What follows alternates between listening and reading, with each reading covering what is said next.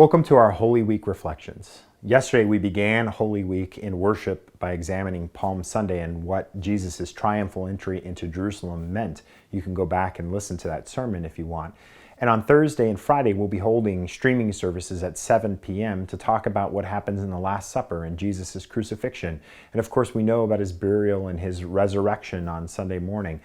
But we don't often focus on what happens on Monday, Tuesday, and Wednesday of Jesus' final week. And yet the Gospels are full of stories from this final week. The Gospels are mostly accounts of what Jesus does in his final week in his ministry. And we don't really listen and talk much about what is going on Monday, Tuesday, and Wednesday. So that's what we're going to do for the next 3 days, is reflect on those things. Mark tells us that on Monday, Jesus re-enters the temple and he goes to the courtyard of the Gentiles. So this is the very outer courtyard of the temple where non-Jewish people are allowed to come, but they can't come any closer or any further. They can't even come into the court of women, which is the next step for the people of Israel to go into worship. And it's here that all the money changers and all the sellers of various goods to be used in worship were lined up. And Jesus sees these like he's probably seen many times before on visits to Jerusalem, but this time he does something different. He gets angry, he gets incensed at what is going on, and he drives out the money changers and he flips over tables and he blocks the way from any more sellers being able to come in, and then he begins to teach in the temple. When he does this, he quotes two Old Testament passages, one from Isaiah 56 and one from Jeremiah 7. Isaiah 56 says, "My house is to be a house of prayer for all peoples." And Jesus quotes this, "And my house is to be a house of prayer." And Jeremiah 7 says, "You have made my house a den of thieves." And so Jesus says, "But you have made my house a den of thieves." And so we see that Jesus has a care and concern about the purity of the worship that is happening there, but not for legalistic purposes.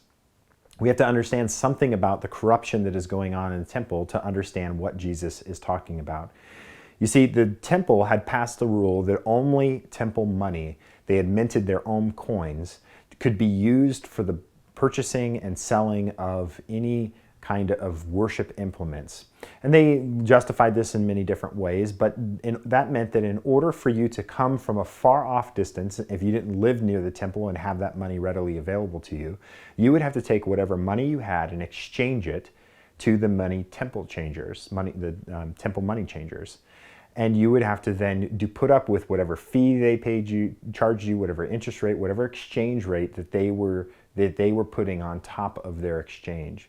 And so there was a hindrance right off the bat. If you were a Gentile or somebody coming from far away, you had a road block in your way from coming and worshiping at the temple, because unlikely they would have been carrying with them the unblemished doves or other implements that they needed to come into worship.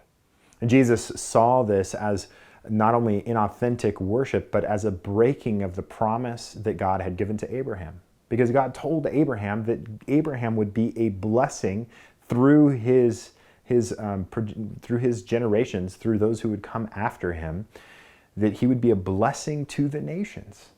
And here, instead, the people of God are being a hindrance to the nations coming and worshiping. They're putting ways in front of them that block them from coming into worship.